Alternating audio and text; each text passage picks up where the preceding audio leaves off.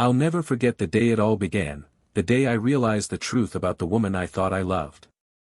Before I continue the story, kindly like this story, subscribe and tell us where you're listening from. You see, I had been planning something special, something unforgettable for her birthday. Not just any celebration, but the kind of party that would make headlines. I booked one of the most expensive hotels in the entire country. The ballroom glittered with crystal chandeliers, the kind that made light dance across the polished marble floors. Every detail was precise, from the red roses arranged in golden vases to the custom menu designed by the head chef himself. I wanted everything perfect, because in my mind, she deserved the world. I can still picture myself walking through that ballroom during the final checks, running my hand across the smooth white tablecloths, imagining her smile when she saw it all. The band rehearsed quietly in the corner, their music spilling softly into the room like a promise of the night ahead. And in that moment, I believed I was the luckiest man alive. But fate has a strange way of twisting your plans. Earlier that morning, while making sure her favorite dress was delivered to the hotel suite I booked for her, I overheard something I was never meant to hear. I had gone to pick up a small package she left at her friend's place, a package she claimed was just makeup. I remember standing outside the door, about to knock, when her laughter rang out from inside. "Can you imagine?" she said, her voice full of mockery. "He really thinks I love him. After the wedding, it'll be easy. A few months, maybe less, and then, poof. Everything he owns will be ours." The room erupted in laughter. Her friends, the same women who smiled sweetly at me whenever they visited, were all in on it. Another voice chimed in, "You're about to marry the richest man in the country. Once he's gone, you'll be set for life. We'll all be set." My chest tightened, my hand frozen on the doorknob. At first, I thought maybe I misunderstood. Maybe it was a joke, some sick kind of humor. But then her voice dropped, low and sharp, and I'll never forget what she said next. "I don't care how kind he is. He's nothing to me. Once he signs everything over, he'll be as good as dead." Those words sliced through me like a blade. I stepped back, my heart pounding, my breath shallow. In that instant, the woman I thought I knew, the woman I had trusted with my future, vanished. What stood in her place was a stranger, a predator smiling behind a mask of love. I walked away quietly, my mind racing. Rage burned in me, but it was quickly smothered by something colder, sharper, resolve. I wasn't going to confront her, not yet. Anger makes men reckless, and recklessness would only hand her the victory she was already planning. No, if she wanted a game, I'd give her one. But it would be played on my terms. That night, I still hosted her party. She arrived dressed like a queen, glowing as though the world revolved around her.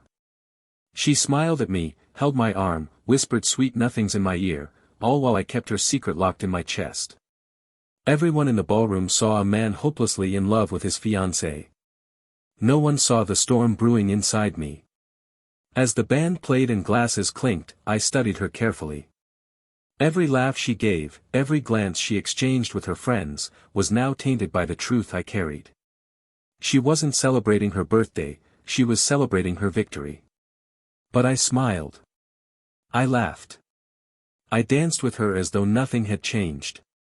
Because the best revenge begins in silence. That night, when the guests were gone and she fell asleep, I sat in the dark, staring at the ceiling. My mind replayed her words over and over again. And slowly, a plan began to take shape. You see, I wasn't just rich because of luck. I was rich because I understood people, because I knew how to play the long game. And if she thought she could fool me, she was about to learn a lesson she'd never forget. The next morning, I contacted my lawyer. Quietly, discreetly, I began to move things around. My will, my properties, my accounts, everything she thought she would inherit started slipping through her fingers without her even realizing. I wasn't going to just protect myself. I was going to make sure when the mask finally fell, she'd be left with nothing but regret. And as I watched her laugh and brag about me to her friends in the days that followed, I kept my secret close. Because while she thought she was leading me to the altar, I was already preparing the trap that would end her game once and for all. That was the night I stopped being her victim. And that was the night she unknowingly became mine. The morning after her birthday party, I woke up with a smile she would never understand. She thought the party had been a declaration of love, a symbol of how much I was willing to sacrifice for her happiness. And she was right, just not in the way she believed. Because what she didn't know was that the party had been her final celebration. The last time she'd ever be the center of my world. From that day forward, she was no longer my queen. She was my target. I remember sitting in my office that morning, staring at the city skyline. From up there, the streets looked like veins running through a giant body, constant movement, endless stories unfolding. And I thought to myself, this city is full of people who would kill for what I have. But I'll be damned if I let anyone take it from me. My first move was quiet, deliberate. I called my lawyer. His name was Mensa, an old friend of the family, a man I trusted more than anyone else. When he picked up the phone, his voice was calm, but I could sense his curiosity. "You don't usually call me this early," he said. I leaned back in my chair. "I need to make changes to my will. Urgently. And this conversation never leaves your office." There was a pause. He knew me well enough to hear the edge in my voice. "Understood," he said. That afternoon, I met him in his chambers. The air smelled faintly of old books and polished wood, a scent that always reminded me of power, the kind of power that comes from knowledge, not money. I slid the documents across the table and gave him the name of the person who would inherit everything if anything happened to me. Her name wasn't my fiancée's. It was my coworker, Alma. Alma was unlike anyone I had ever met. Smart, loyal, sharp as a blade, yet humble in ways money could never buy. She was the kind of woman who didn't just stand by you when things were easy, she stood closer when life got hard. She never asked for favors, never tried to get close to me because of my wealth. In fact, she often refused the little gifts I tried to give her for her hard work. She was the only one who saw me as a man, not a bank account. And as I signed the final page of my will, I knew I was placing everything in the right hands. When I left Mensa's office, I felt lighter. For the first time in weeks, I wasn't afraid of her plans. I had outmaneuvered her before she even realized there was a game. But I didn't stop there. Revenge requires patience, and patience requires strategy. I started watching her more carefully. The way she smiled at me, the way she leaned in when she spoke, the way she bragged to her friends on the phone, thinking I couldn't hear. Every move she made confirmed what I already knew: she wasn't in love with me, she was in love with the empire she thought she'd inherit. Sometimes, I'd catch her friends whispering to her at parties, their eyes darting toward me. They probably thought I was too blinded by love to notice. They thought I was the fool in the room. But what they didn't know was that I was studying them, memorizing every glance, every smirk. I wanted to remember the faces of the people who would one day choke on their own regret. And then came the sweetest part of the plan. While she was busy plotting my death, I was planning a wedding, my own wedding. But not with her. I had been quietly growing close to Alma, though not in a way that would draw attention. I didn't need drama. I needed precision. We worked late nights together, shared meals in the office cafeteria, laughed at the little frustrations of the job. Over time, I realized something: Alma wasn't just loyal. She was genuine. She cared for me, not for my wealth, not for my status, but for the man beneath it all. One evening, I asked her to stay after work. The office was quiet, the hum of the air conditioner the only sound between us. I told her everything, about my fiancé's plan, about the trap I had set, about how I wanted someone by my side who I could trust completely. For a moment, Alma just stared at me, her eyes wide with shock. Then, slowly, she said, "You don't deserve that kind of betrayal. And if you're serious, if you truly want to build a life with someone who sees you for who you are, I'm here." Those words were like a spark in the darkness. Within weeks, we were married in secret. No grand celebration, no headlines, no crowd of fake smiles. Just two people, standing together, bound by honesty and trust. Meanwhile, my fiancée was busy telling her parents how lucky she was to be marrying the richest man in the country. She showed them the invitations, laughed about the honeymoon she expected, painted pictures of a future dripping with wealth. And all the while, she had no idea that the ground beneath her was already crumbling. I didn't stop her. In fact, I encouraged her. I gave her more reason to believe everything was going as planned. Because the deeper she sank into her own fantasy, the sweeter it would be when reality ripped it away. And I was patient. Oh, I was patient. Because revenge is like wine, it tastes better when you let it age. That was the chapter of silence. The chapter where she thought she was winning. But in truth, every smile she gave me, every secret whisper she shared with her friends, only tightened the noose I had prepared for her. The game had begun, and I was no longer the prey. I was the hunter. There's something liberating about secrets. They're heavy, yes, but when the secret is yours to control, it becomes a weapon. And at this stage, I was armed to the teeth. While my fiancée was prancing around, parading our upcoming wedding like it was a crown jewel, I was quietly crafting a very different future. One she could never see coming. I can still remember the day I married Alma. It wasn't flashy, it wasn't extravagant, but it was the most genuine moment of my life. Just a small ceremony, tucked away from the eyes of the world. A judge, two witnesses, and the sound of our quiet promises. No champagne fountains, no camera flashes, just truth. As I slid the ring onto her finger, I couldn't help but think, this is what marriage is supposed to feel like. Not a deal, not a scheme, not a carefully constructed lie. It was real. And for the first time in months, I wasn't just thinking about revenge. I was thinking about a future, our future. Meanwhile, the woman who once thought she had me wrapped around her little finger was busy weaving her own web of lies. She was telling her parents about the grand wedding she was planning with me, how it would outshine anything the city had ever seen. She told them I was already hers, that soon she'd be the wife of the richest man in the country. What she didn't know was that legally, on paper and in reality, she was already too late. I belonged to someone else. The irony still makes me laugh. Her family began to boast.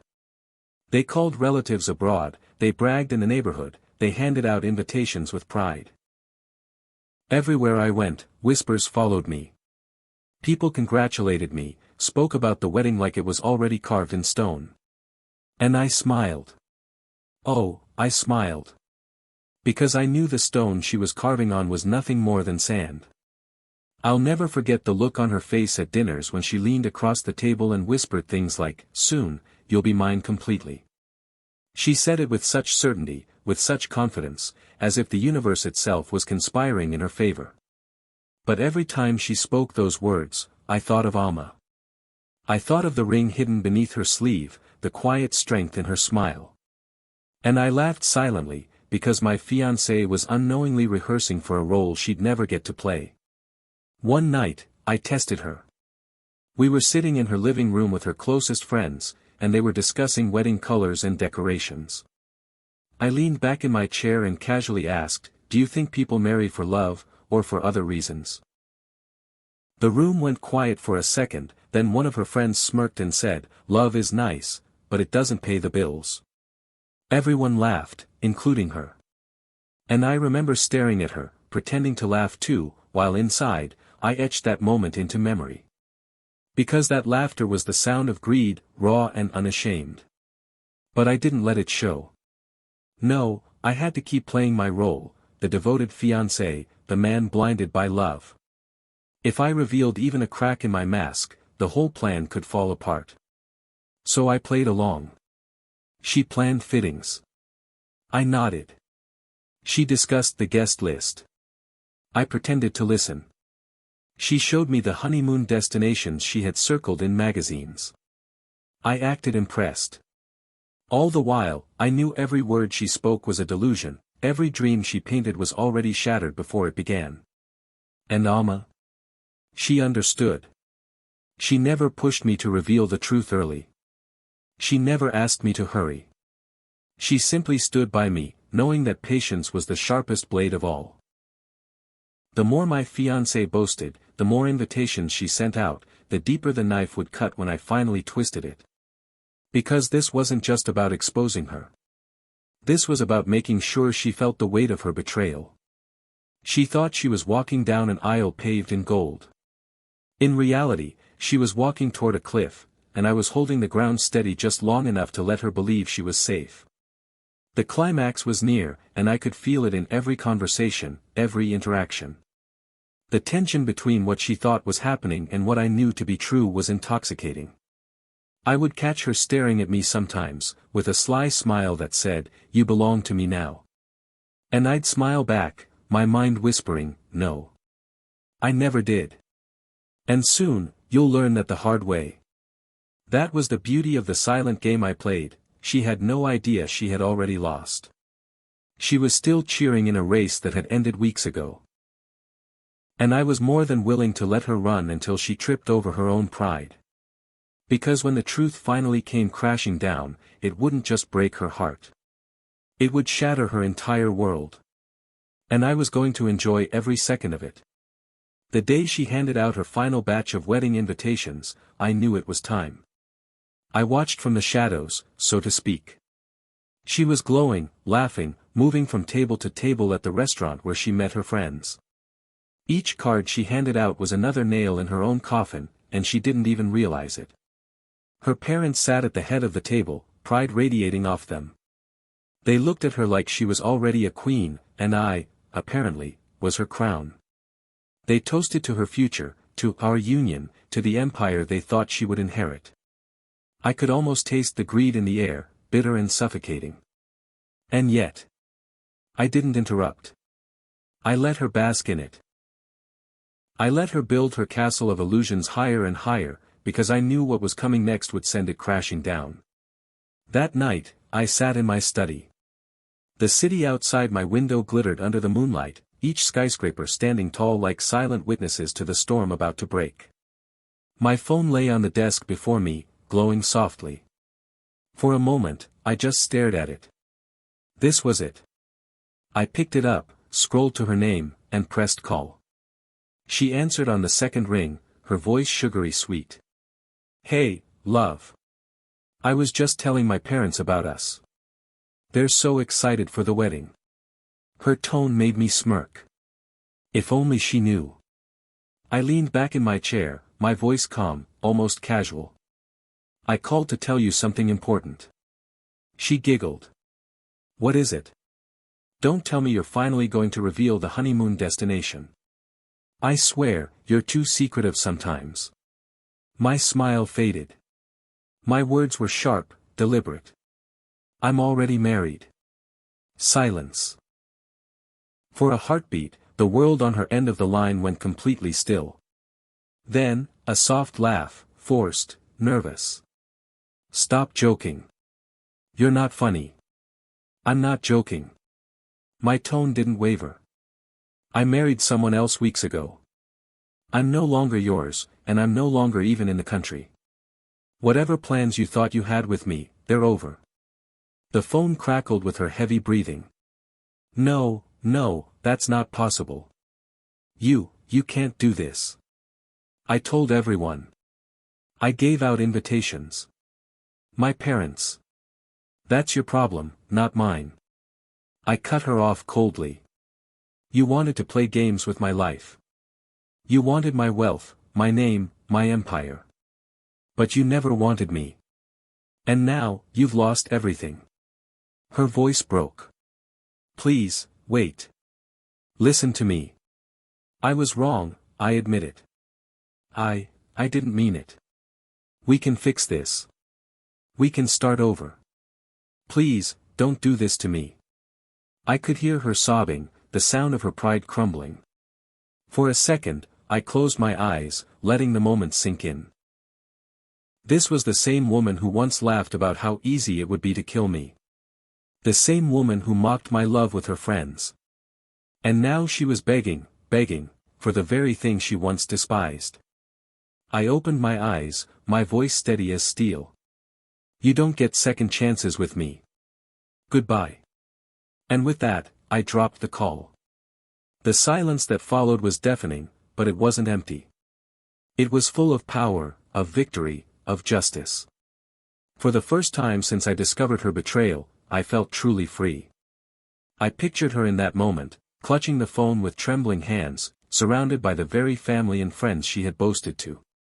I imagined the humiliation flooding her veins, the realization that everything she thought she had secured was nothing but smoke. And it satisfied me in ways I can't fully describe. Because revenge isn't always about shouting, about chaos, about dramatic confrontations. Sometimes the sweetest revenge is delivered in a whisper, a calm truth dropped like a blade straight into the heart of a lie. She thought she could outsmart me. She thought love made me blind. But love didn't blind me, it sharpened me. And in the end, it was her own greed that destroyed her. That night, as I poured myself a glass of wine, Alma joined me by the window. She didn't need to ask what happened, she could see it in my face. She placed her hand gently over mine and said, "It's done, isn't it?" I nodded. "It's done." We stood there quietly, watching the city lights flicker in the distance. The world had no idea what had just unfolded, no clue about the storm that had just passed. But in that silence, I knew I had won. And she, my ex-fiancée, the would-be betrayer, had lost far more than she ever imagined. She hadn't just lost me. She had lost everything. The morning after that call, I woke up lighter than I had in years. For the first time since I discovered her betrayal, I could breathe freely. No more pretending, no more smiling at her lies, no more playing the fool. The mask had fallen, and the game was over. I poured myself a cup of coffee and sat by the window, watching the sunrise bleed across the horizon. The city was waking up, unaware that somewhere, not far from here, a woman was living her own nightmare. I could almost picture her, eyes swollen from crying, invitations scattered on the floor, parents demanding answers she didn't have. She would have to face the humiliation head-on, explaining to the world that the richest man in the country had slipped through her fingers, not because of fate, but because of her own greed. And that thought was sweeter than any victory I had ever known. You see, revenge doesn't always roar. Sometimes it whispers. And my whisper had torn through her entire world. I imagined the moment she tried to explain it to her parents, how her mother would clutch her chest in disbelief, how her father's pride would collapse under the weight of embarrassment. The relatives she boasted to, the friends who laughed with her, the neighbors who envied her, they would all see her for what she really was. Not a bride. Not a queen. But a liar who flew too close to the sun and burned. While she drowned in her own regret, I was building something real. Alma and I weren't living in castles of lies or webs of deceit. No. We were building brick by brick, quietly, steadily. Every conversation was honest, every laugh genuine, every promise sacred. She was the woman who saw me, not my bank account. And that alone made her richer than all the gold my ex-fiancé had ever dreamed of. One evening, I took Alma to the same hotel where I had once planned that grand birthday party. The chandeliers still glittered, the marble floors still shined, but this time, it felt different. There was no shadow of betrayal hanging over me, no whispered plots hidden behind fake smiles. Just her and me. We stood in the empty ballroom, and I told her, this was supposed to be the stage for a lie. But today, it's the stage for truth. She smiled softly, her eyes glowing in the golden light. Sometimes you have to go through darkness to truly appreciate the light. She was right. Looking back now, I don't see myself as a victim anymore. I see myself as a survivor. Betrayal could have destroyed me. It could have left me bitter, broken, or worse, dead. But instead, it taught me something valuable. Not everyone who smiles at you has love in their heart. Some only see opportunity. And if you're not careful, their affection can become your undoing. But me? I refused to be undone. I chose to be reborn. And as for her, The woman who once laughed about how easy it would be to kill me, she will live every day haunted by what she lost. She will remember the taste of wealth, but never touch it again. She will remember the crown she almost wore, but never hold it. And every time she sees me in the headlines or on the news, standing beside Alma, she will feel that knife twist a little deeper in her chest. That is the true taste of victory. Not just winning, but watching your enemy drown in the consequences of their own choices. So, if you're listening to this story, remember this: trust is a currency more valuable than money. Spend it wisely. And when someone tries to betray you, don't waste your anger shouting in their face. No, the sweetest revenge is delivered in silence, with patience, and with precision. Because when the blade finally falls, it's not just sharp. It's unforgettable. And that was my story. And that, my friends, is how betrayal turned into victory, and how silence became the sharpest weapon of all. If you enjoyed this story and want more thrilling tales like this, don't forget to hit that like button. It lets me know you're ready for the next chapter of suspense. Make sure to subscribe and turn on notifications so you never miss another story filled with twists and revenge. And hey, share this video with someone who loves a good dose of drama and justice. Finally, I want to hear from you. Drop a comment below. Tell me, what would you have done if you were in my shoes? Until next time, stay sharp, and never forget, sometimes the best revenge is silence.